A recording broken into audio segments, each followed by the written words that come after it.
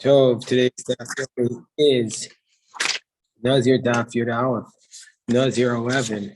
We're going to start at the top of 11a, where the Mishnah tells us the following scenario: Mazgulo as a coast. If they pour a cup of wine for somebody, the Amar, and the person says, no, don't give me this wine. Hareini Nazir, I'm a Nazir. So this formulation of Hareini Nazir Mimenu, he says, I'm a Nazirite from it. Harei Zen Nazir. Then we're going to say, since you say this phrase, Hareini Nazir Mimenu, and you're pointing to a cup of wine, that means that you're a Nazirite. You're a Nazirite completely. Let's say, then the Talmud tells us, the Mishnah tells us, there was an incident. Ma'isa b'isha achas. There was an incident with a woman. Shaisa shikura. She was drunk. Umazgu asakos, and they poured her a cup of wine. And she said, Hareini Nazira mimenu. She said, I can't drink this cup of wine. I'm a Nazirite from it. And Amru Chachamim, but the sages said in that case that she wasn't intending to become a Nazirite. When Niskam Nazu El Omar, Harehu Alai Karban. All she intended to say was, this is prohibited to me via an oath. She doesn't really intend to be a Nazirite. She just intends to be prohibited from this cup of wine. So the Gemara asks the question, Maisa Listor, the first case tells us, the first ruling of the Mishnah tells us, if we try to give you a cup of wine and you say, no, I'm a Nazirite, you're a Nazirite. But the second case was a story where the woman said, I'm a Nazirite from that cup of wine. And then we said that she's not a Nazirite, but she just can't drink that wine. So what's the distinction between the two cases? Maisa Listor, so the Gemara explains that Amris Reisha Harei Zen Nazir V'Hadar Tani Maisa B'Isha Achas. So the Gemara is asking the question still that in the Reisha, in the first clause, the person said, I'm a Nazirite, and because we rule he's a Nazirite because he says I'm a Nazirite from this cup of wine. And then in the next case, the story of a woman, we learn Alma Bahayu Aser, with respect to that specific wine, that's where there's a prohibition. Hayena Achrina, but on other cups of wine, this woman will be permitted. Shari. So it's not the same ruling. So what's the difference? So the Gemara explains Chisuri Mechsera. The Mishnah, we have to fill in the words. This is what the Mishnah intends to say. First case, Mazgulo as a coast, they poured him a cup of wine. And he says, well, I can't drink it, I'm a Nazirite from it. Harei Zen Nazir. Then we're saying he's a Nazirite. But let's say he was drunk. And I don't know why the Gemara changes from a formulation of a woman to a man, but that's what, I don't know that's even significant, but that's what happened. So anyway, so in this case, he says, Vim Shikaru Vamar Hareini Nazir Menu Eino Nazir. He's not going to be a Nazirite. My time, because command Amar Harei Alai Karban. Because it's as though he's saying in this case, since he's drunk, it's as though he's saying this specific wine is prohibited to me by an oath, but not that entirely everything is.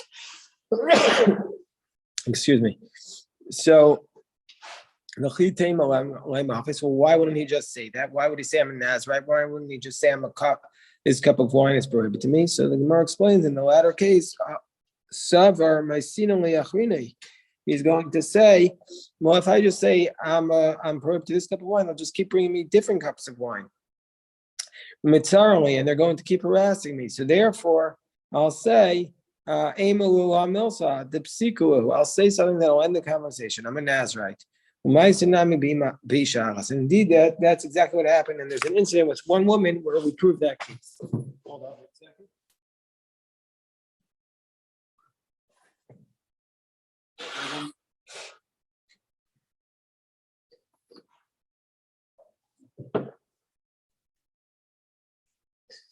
So it says the Gemara,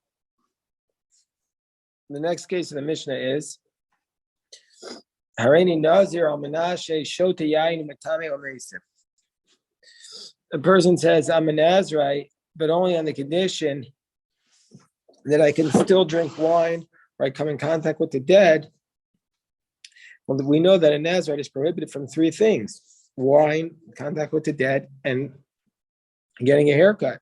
So in this case, you want to be a Nazarite, but you want to still drink your wine and come contact with the dead.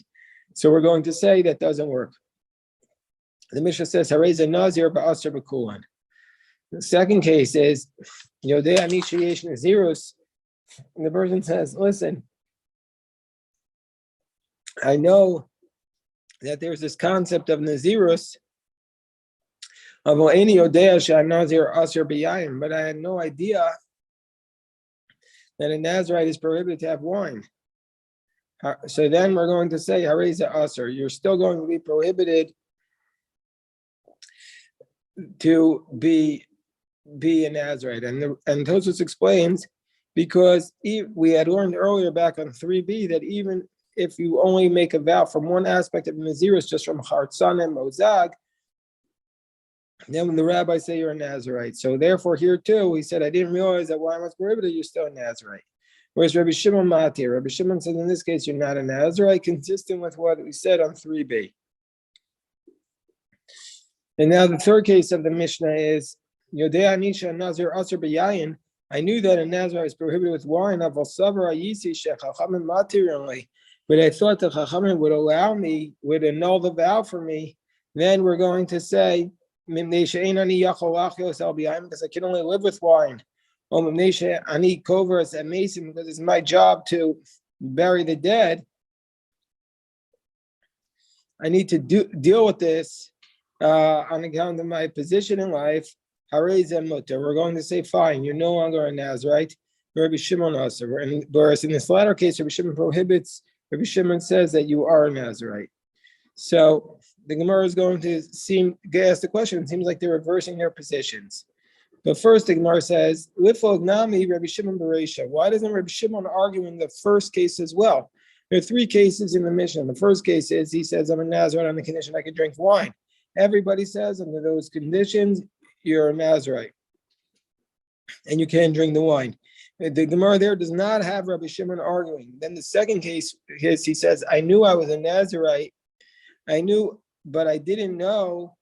In the same case, he said, I knew that there's a concept of Nazirus, but I didn't know that a Nazirite is prohibited in wine. There, the Rabbanan say it's prohibited, and Rabbi Shimon says it's permitted. So the Gemara is asking the question, why doesn't Rabbi Shimon also argue in the first case where he says, I'm a Nazirite on the condition that I can drink wine? Rabbi Shimon should say you're not a Nazirite in that case as well. So the Gemara says, Rabbi Shimon Bereisha. Why doesn't Rabbi Shimon also argue in the first case? Rabbi Yeshua ben Levi, Rabbi Shimon Bereisha. He says, yeah, Rabbi Shimon also argued in the first case. We just have to assume that that's the way we're reading the Gemara. Whereas Ravina gives a different answer. Ravina Amar Bereisha Apolog Rabbi Shimon. Rabbi Shimon only argues in the second case, i.e. the case where he says, I didn't realize wine was prohibited, but he didn't argue in the first case where he says, I'm a Nazirite from everything except for wine. He doesn't argue in that case. He only argues in a case where he didn't realize the wine was prohibited, that's where Rabbi Shimon allows it. So why in the first case? So Ravina explains, Bereisha Apolog Rabbi Shimon, by time Rabbi Shimon Maska Amasakasha Batorah, because Rabbi Shimon would agree in this first case where you say I'm a Nazirite except for from wine, you can't stipulate against something that's written in the Torah. If you want to make a conditional clause and it goes against now it's just written in the Torah, your condition is nullified. And so therefore a person's trying to say, I'm a Nazirite except I can drink wine. I'm a Nazirite on the condition that I can drink wine. That's not even Rabbi Shimon would say is prohibited in wine. That's what Ravina says. Rabbi Yeshua ben Levi Amracha. So Rabbi Yeshua ben Levi says this is not an actual case of where you're stipulating against what's written in the Torah, because he says Hi almanas kechutztam. This almanas is not a conditional clause, but it's like you've accepted it, you've carved it out, meaning to say even before you accept it upon yourself, you use an expression of this is excluded. And so therefore it's technically speaking a different case than almanas. And Tanya Kavasi de Ravina, we have a brisa that supports Ravina. He says, Areni Nazir almanas shota yain mitamin lamezim. If a person says I'm going to drink wine, I'm a Nazir on the condition that I can drink wine and come in contact with the dead.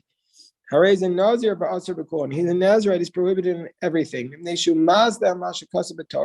Because he's stipulating against what is written in the Torah. And anybody who stipulates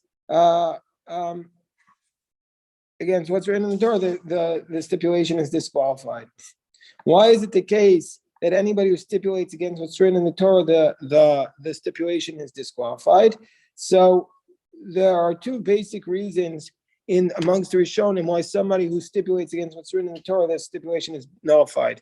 And the position of Tosfos and Subos is because since all the laws of the Tanaim are learned out from the stipulation that Moshe Rabbeinu made with God and Reuven, and they did not stipulate there, they did not make a condition to nullify the laws of the Torah. So therefore, if you want to make a condition against the laws of the Torah, it doesn't fit it within the paradigm of Masna Mashakas Torah. Whereas the Ramban says in the name of Rabbeinu Tam that it's like somebody who's exaggerating his words, and therefore he never really intended to fulfill the words, and so therefore his condition is disqualified. Those are the two main reasons of the Rishonim. But the upshot is you can never make a condition against what's written in the Torah.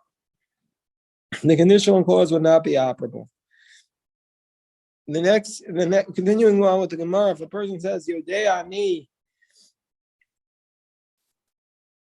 Shah Nazir Asr, a person says, I know that a Nazirite, this is the third case of our mission. A person says, I know that a Nazirite is prohibited in wine, but I had just assumed that the rabbis would annul my vow. Then the positions are reversed. The rabbis say in that case that indeed the vow is not binding, and Rabbi Shimon says indeed the vow is binding. So the Gemara says, "V'amras reisha asa Rabbi Shimon Nazir." But in the previous case where he says, "I didn't realize wine was prohibited," Rabbi Shimon says, "You're not a Nazir," and the rabbis say you are. So why are we reversing the positions here? So the Gemara says, you know what? First answer of the Gemara is,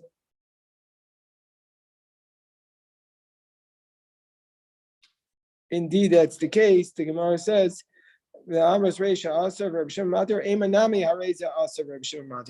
it exactly the same way. Reverse the position. In this case, the rabbis also say it's prohibited. You're a Nazirite, and Rabbi Shimon says you're permitted. That's the first approach. The second approach is don't reverse it. And the Gemara is going to say, Hasam Reisha Kigon Din Nazir Mechada. So in the case where in the second case where he says, I taking a vow, I didn't realize wine was prohibited, we're going to say it's like you took a vow to be a Nazir from just like one thing. He only said, I only want to accept upon myself one concept of Nazirus. We're saying that could go in the Nazir Machado. So Rabbanon the Ami Afil Nazir Ami Achasmi and Havi Nazir. According to Rabbanon, we're going to 3b. That since you in a case where you say I'm going to be a Nazirite from, let's say, the grape seeds, you're a complete Nazirite and you're prohibited. And Rabbi Shimon, the Amar Achi Yazir Mikulam, but according to Rabbi Shimon, he says until you're a Nazirite from all these cases, then is going to be permitted. So the middle case there is consistent with the way we've been learning the sugya. But the Seifa, the Nader Mikuhu, but it's the exact opposite, ironically, in the Seifa, where you took a vow from all of them, the Itchil Mechada, and then you just want to overrule one of the cases. Well, we're Rabbanon the Amri Afilo Nazir El Achasmem. Of course, the Rabbanon say if you take a vow from one of them, you're Nazir, Ki Machel Mechada. So too, if you want to just revoke one of them, then you're going to be permitted in all of them. And Rabbi Shimon, Rabbi Shimon says you're not a Nazirite until you prohibit yourself from all of the cases of the Nazirite. It's not enough to just annul one of them. You have to revoke all of them in order to have your Naziris annulled. And so therefore, Rabbi Shimon.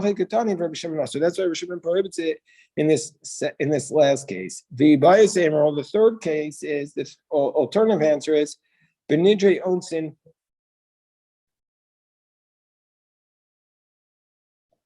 Kamiflige. The third case is ruling. Now we're arguing here about Nidre Onsin. Ubepukta de Shmuel Viravasi. So we're arguing in this case by Nidre Onsin and this is the dispute between Shmuel and Rav Asi. What's the case of Nidre Onsin? This takes us back to our days in the Seches Nidarim, back in the early stages of Nidarim on Chafam Beis, because we weren't there in the Mishnah. Arba Nidarim Hitir Chacham. There are 4 types of vows that the rabbis said are Hitira. We'll see exactly what this language means, that they canceled.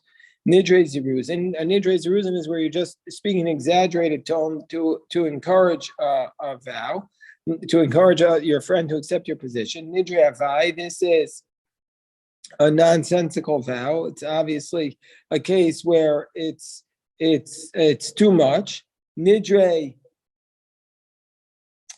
the third case is Nidre Shkagos, where you made a vow and then there were aspects of it which was beyond your control, and Nidre Onsin, which is a vow where you didn't realize what was going on, a vow that was done and there was something that was beyond your ability to understand, and it happened as a result of it. So what's the law if you make these 4 vows which are not binding? So Rav Yehuda says in the name of Rav Asi that these 4 vows you need to go to the Chacham to annul them. And he says the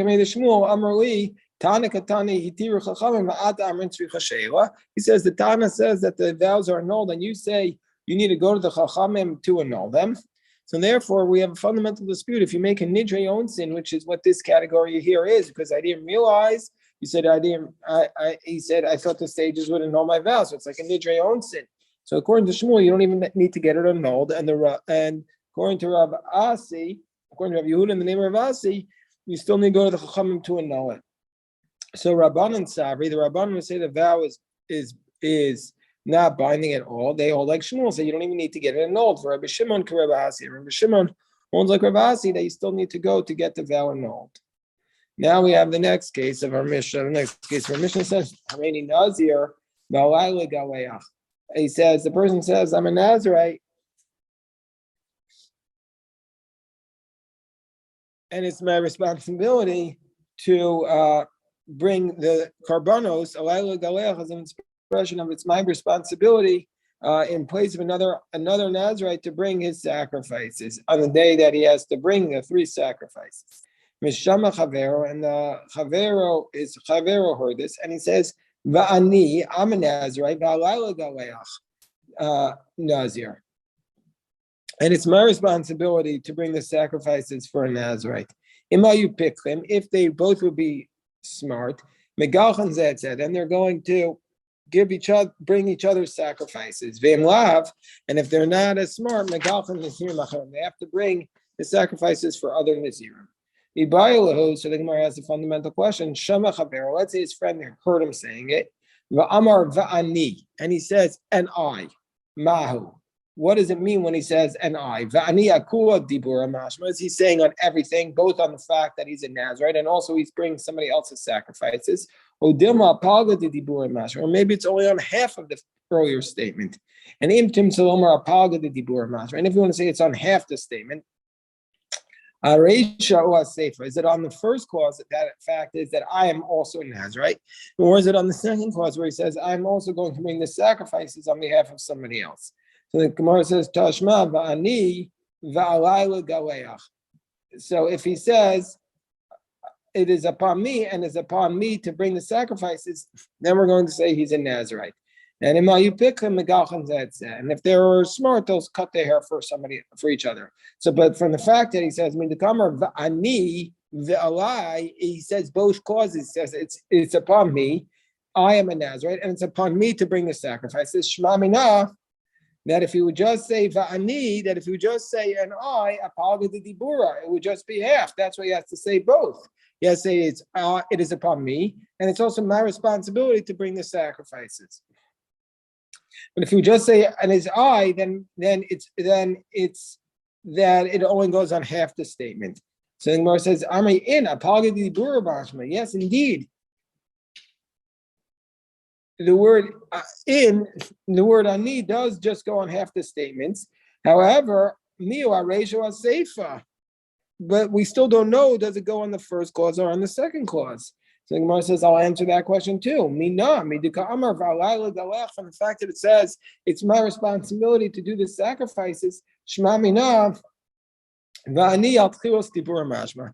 fact that we make him say, and it's my responsibility to bring the sacrifices, this proves that if he just said Vani, it will be a reference to the Nazirite. Vani al tchilas dibur mashma. So that's what the Gemara, the first approach is. So Amalei Rafudim Parade Rav Yeshua Rava Mimai Dahachi. How do you know that that's the implication? Well, maybe I could say to you.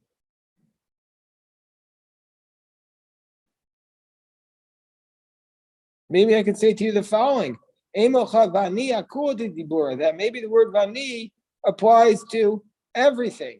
Maybe it applies to both phrases. But if you want to say from the fact that it says va'alai, no, that means that vani only applies to half. No, Maika Amar va'alai. Why is he saying va'alai? Baha milsa. This is what he means. Because if you don't say alai, then maybe dikatani seifa. Bahar Milsa, but maybe he's saying Allah means Bahar Milsa. But on this matter that I'm bringing the sacrifices, he's just saying it for emphasis. That's all he's saying it. Because if you're not going to read this, because then we have a problem with the next clause of the Mishnah, the next Mishnah on your base, because the Katani Seifa Rei Alai Legalei Chatzi Nazir. Let's say he says it's my responsibility. He says in the Seifa that he says I'm going to bring half of this person's sacrifices.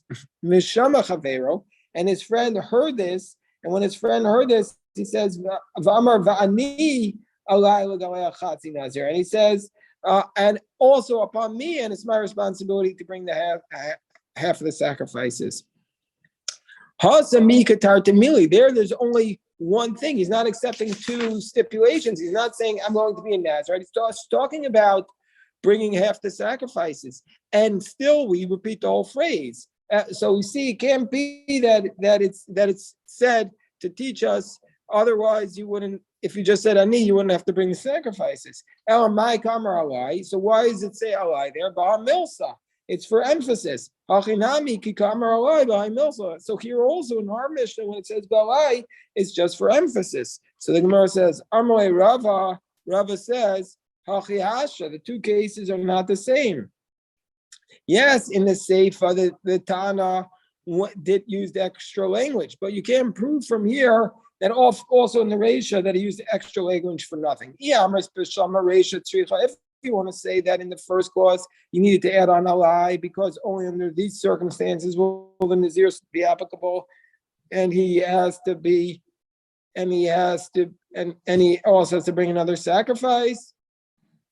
Seifa lo tzricha, the Seifa wouldn't have required the alai, but nevertheless we could say Tani Seifa lo tzricha mishum reisha tzricha. But it's often the case that the Mishnah wants to be consistent with its language.